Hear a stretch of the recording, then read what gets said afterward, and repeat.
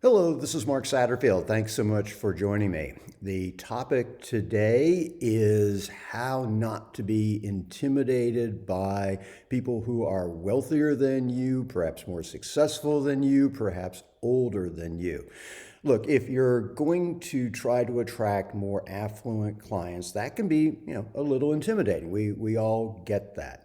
But in order to be successful, you've got to become more comfortable. You've got to be able to become part of their tribe. And that's the focus of today's program.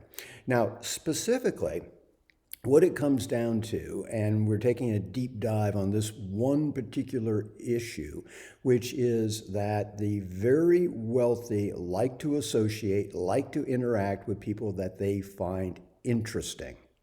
So we start off the blog post today with a quick assessment of, are you interesting? And it's not hard to figure out. There's one question you answer, and that will give you a pretty good clue on whether you are fundamentally interesting, at least in this point in time. The great news is that everything we're talking about here is something that you can work on, you can develop, which will increase your ability, your effectiveness to interact with extremely wealthy individuals.